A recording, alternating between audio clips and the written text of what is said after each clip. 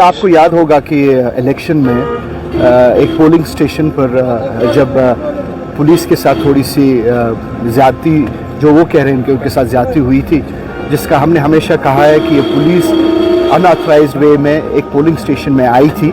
जो एसएचओ साहब थे वो वोटर्स को कोहर्स कर रहे थे और एक पर्टिकुलर पार्टी के लिए वोट डालने के लिए कह रहे थे।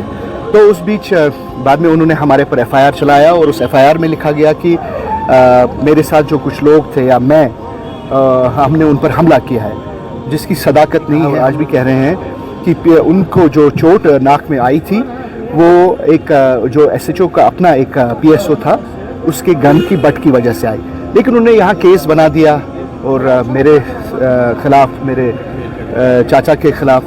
और मज़े की बात ये कि आबिद साहब उस जगह पर थे ही नहीं जिस जगह पर ये कह रहे हैं कि ये वारदात हुई है। तो मैं समझता हूँ कि लोगों को भी पता चलना चाहिए कि कैसे कुछ अफसर हैं पुलिस में जो ज़ाती तौर पर जब उनके साथ किसी को ज़ाती प्रॉब्लम होती है या अगर किसी ने उनको कहा गया हो, वो कैसे इनोसेंट लोगों को एफआईआर्स में धर देते हैं।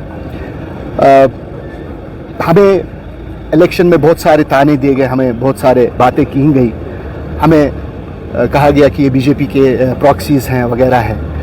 तो मैं अपने दोस्तों को ये कहूँगा कि अगर हम बीजेपी के प्रॉक्सीज़ थे और जैसा आपने सुना भी है, जो रूलिंग पार्टी का कोई आदमी होता है वो जेलों और उनको कोर्टों में बुलाया नहीं जाता है।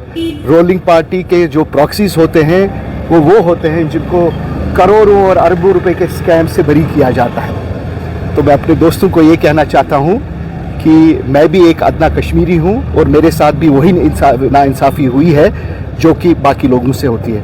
हम आज आए, हमें पुलिस ने भगोड़ा करार दिया था कि इमरान अंसारी साहब के नाम पर हमने वारंट निकाली है, वो हमें दिख नहीं रहे हैं। लेकिन अल्लाह ताला का अल्हम्दुलिल्लाह ये है कि मैं हर एक जगह मजलिसों पे जा रहा हूँ। जो पटन जहाँ पर मेरे ख़िलाफ़ केस लगाया, उसी पटन में मैंने तकरीबन 10-15 मजलिसें पढ़ी और पुलिस भी वहाँ साथ था सिक्योरिटी ड्यूटी के लिए। अगर मैं भगोड़ा था तो फिर पुलिस तो सिक्योरिटी जब आई थी वहाँ टास्क फोर्स वगैरह लेकर। मैं ये कहना चाहता हूँ, मैं कानून का पालन करता हूँ। जो मुझ पर ये भगोड़े की तोहमत दी गई कि मैं भगोड़ा हूँ, वो भी मैंने ये अभी जज साहब के सामने अपने आप को पेश किया, मेरे चाचा ने अपने आप को पेश किया और जो बाकी दोस्तों को जो इन्होंने मनगढ़ंत एफआईआर लगाए थे वो दिखाया।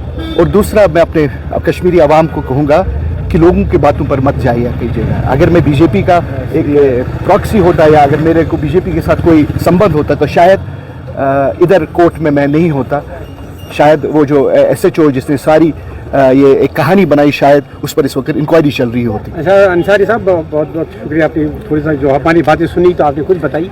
अभी जो कोर्ट में आप हाजिर हुए तो किस तरह का फैसला जात हुआ? और जी, वो मेरे एडवोकेट साहब बात करेंगे क्योंकि एडवोकेट साहब वहाँ थे। तो इलेक्शन के बारे में जाहिर सी बात है, जिस इलेक्शन जो कि थोड़ा सा अब आने वाले वक्त में है, जो पार्लियामेंट इलेक्शन में जिस मुहिम के साथ आप बहुत आगे बढ़े थे, काफ़ी जज्बा था, और क्या ये जज्बा जारी रहेगा? और आने वाले जारी रहेगा, क्यों नहीं जारी रहेगा? देखिए, हमें जुल्म व तशद्दुद से बचाना है, हमें प्रोग्रेस और प्रॉस्पेरिटी की तरफ लेना है, हमें कश्मीरी कौम को वापस विकार दिलाना है। जो लोग कश्मीर के दुश्मन हैं, हम उनका पूरी तरह से इस इलेक्शन में उनका हम जो उनका कैरेक्टर है और जो उनकी छवि है वो लोगों के सामने। अभी मैंने सिर्फ ऑर्डर देखा कि पुलिस में और ब्यूरोक्रेसी में तब्दीली हो रही है। अभी मैंने अभी मैंने वो तक नहीं देखी। अल्हम्दुलिल्लाह। आप मेरे बाजू के हिसाब से जो जिस तरह से इसमें इंतखाबात अब होने जा